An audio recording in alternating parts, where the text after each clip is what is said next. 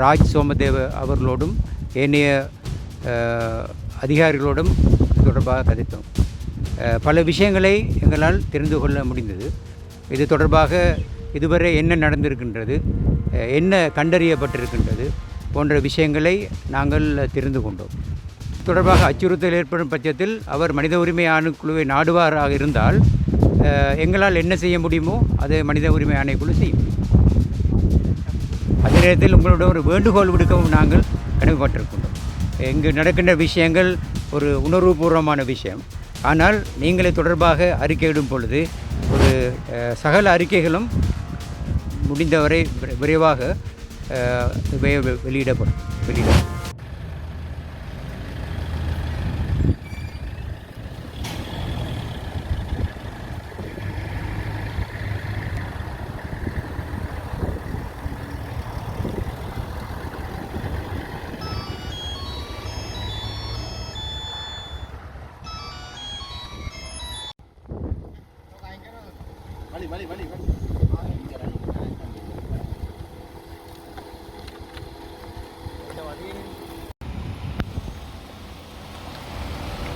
கொழும்பிலிருந்து வந்திருக்கிறோம்.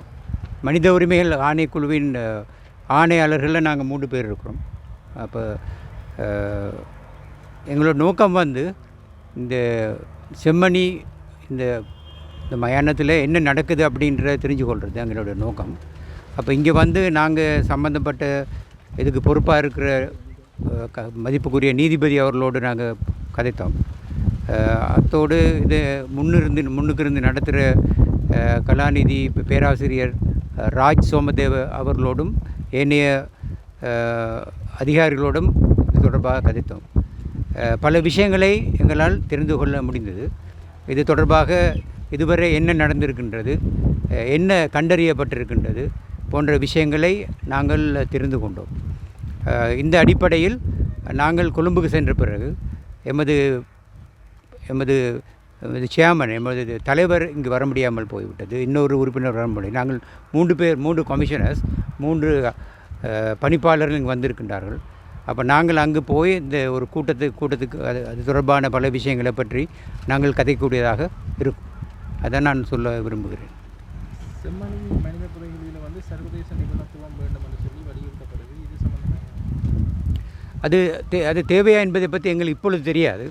நாங்கள் எம்முடைய தலைவர் அவர்களோடு கதைக்கும் பொழுது இந்த விஷயங்களை நாங்கள் சொல்லும்போது இது எம்முடைய நாட்டு சட்டத்திட்டங்களுக்கு பொருத்தமானதா என்பதை பற்றி நாங்கள் தெரிந்து கொள்ள வேண்டும்.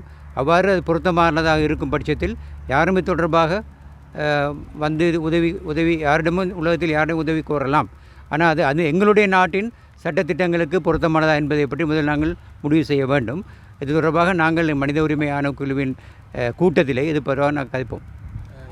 செம்மணி வழக்கில் குற்றஞ்சாட்டப்பட்டு தற்போது சிறை தண்டனை அனுபவிக்கிற சோமரத்ன ராஜபக்ச தான் சர்வதேச ரீதியாக இது சம்பந்தமாக சாட்சி அளிக்க தயார் என்று சொல்லியிருக்கிறார். இது சம்பந்தமாக அவருக்கு ஏதாவது அச்சுறுத்தல் ஏற்பட்டால் இலங்கை மனித உரிமை ஆணைக்குழு இது தொடர்பாக நானும் பத்திரிகையில் பார்த்தேன். இது தொடர்பாக அச்சுறுத்தல் ஏற்படும் பட்சத்தில் அவர் மனித உரிமை ஆணைக்குழுவை நாடுவாராக இருந்தால் எங்களால் என்ன செய்ய முடியுமோ அதை மனித உரிமை ஆணைக்குழு செய்யும்.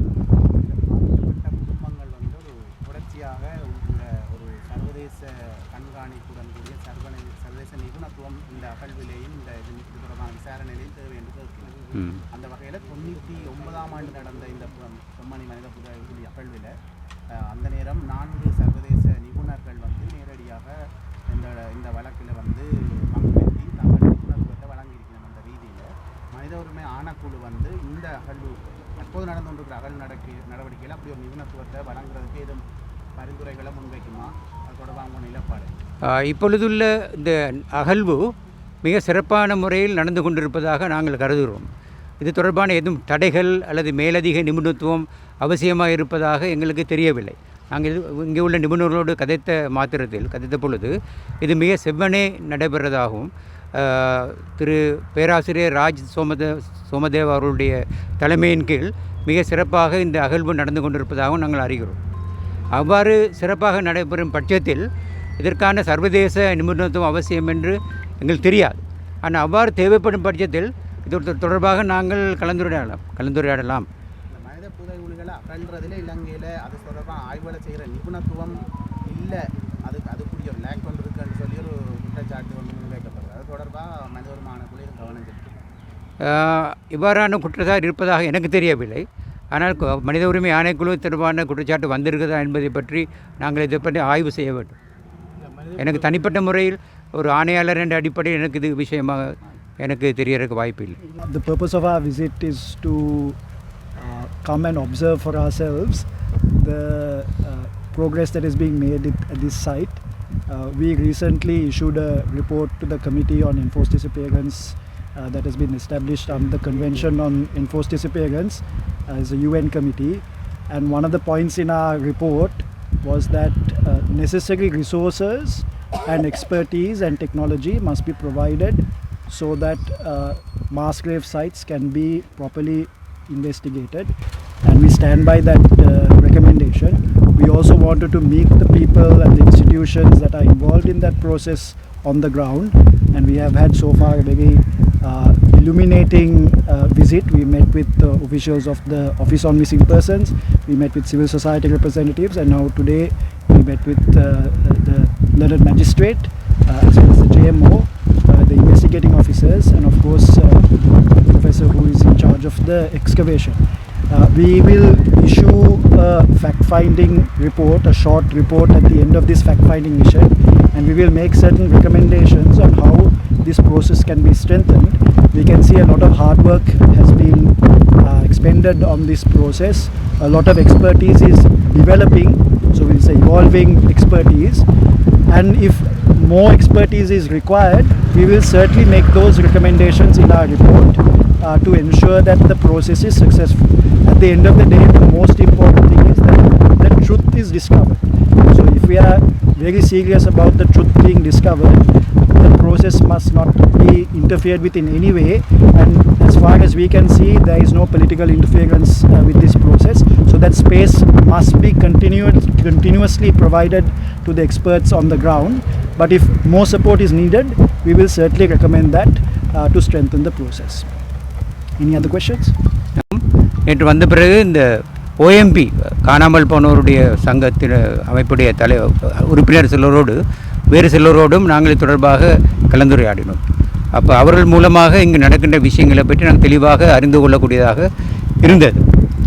மனித உரிமைகள் ஆணைக்குழுவுடைய முற்றுமுழுதான நோக்கம் உண்மைகள் வெளிக்கொண்டு வரப்பட வேண்டும். எவ்வளவு சிரமங்கள் இருந்த பொழுதும் கூட உண்மைகள் வெளிக்கொண்டு வரப்பட வேண்டும். அந்த உண்மைகளை வெளிக்கொண்டு வர மனித உரிமைகள் ஆணைக்குழு தன்னால் என்னென்ன விஷயங்களை செய்ய முடியுமோ அந்த விஷயங்களை செய்யும் என்பதை நான் உறுதியாக சொல்லிக்கொள்ள விரும்புகிறேன். அதில் எல்லாருடைய உதவியும் அது மிக முக்கியமானது. எல்லாருடைய உதவியும் அவசியமானது.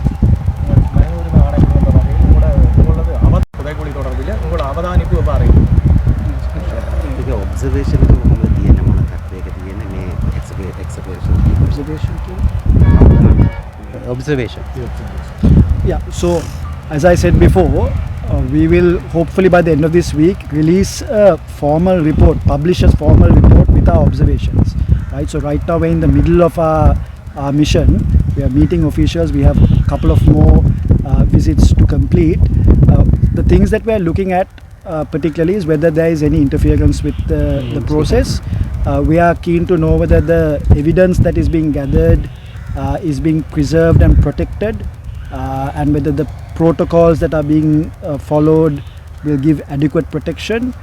We will also look at whether the necessary support in terms of resources is being allocated, and whether those resources are being received in a timely manner. And all of those observations we will be putting in a report, and hopefully by the end of the week we will be releasing that report. We will also include some recommendations in that report in terms of what can be done to strengthen this process. But as Professor Thanaraj said, so far our observations is that essentially a lot of hard work is being carried out. I mean, there is certainly a lot of expertise on the ground, and we see that as a major strength.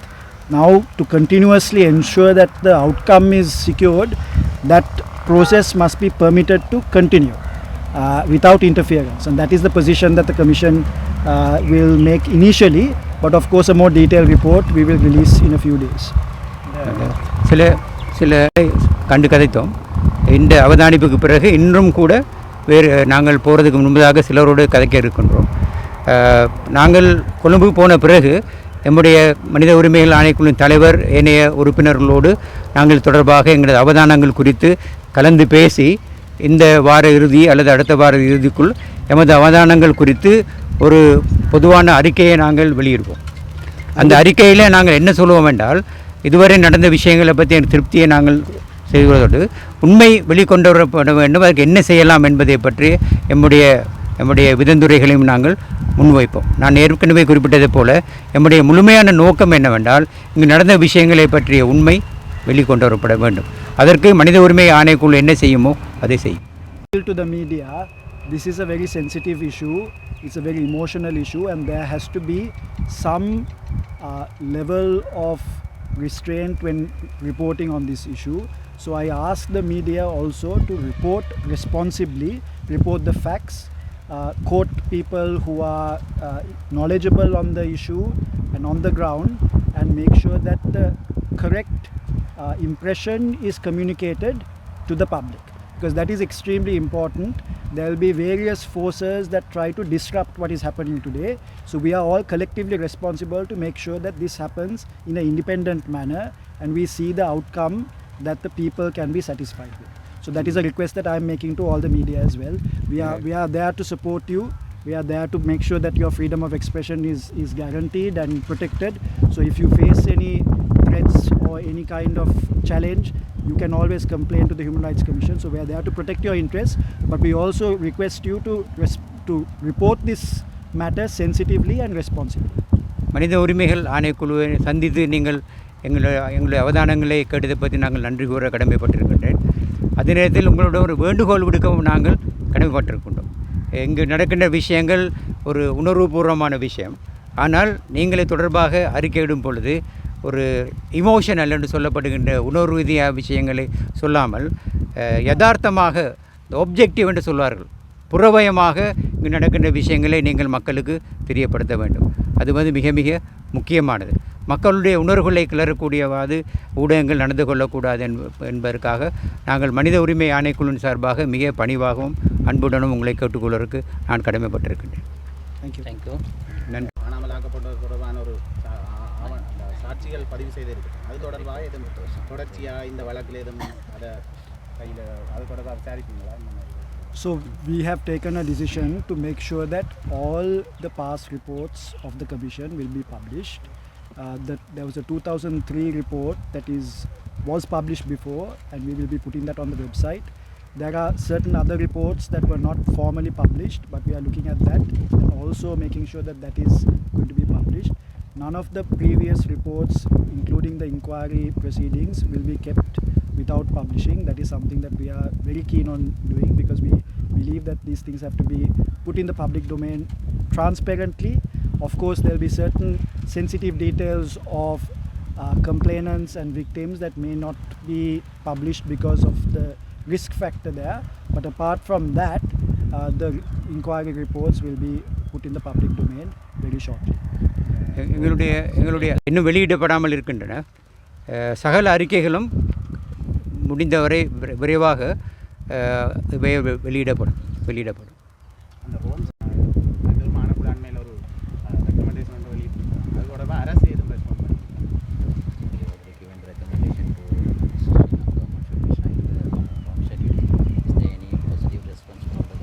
So that report that we sent to the Committee on Enforced Disappearance is published, and all the recommendations are found in that report. It's in the public domain. Sri Lanka is being reviewed by the committee in September, and we are also planning to attend that session. We hope that there will be a positive response to our recommendations, and that will be communicated to the committee. We are in constant touch with the relevant actors, but we have not got a formal response as yet. We anticipate that in September during the session there will be a formal response to some of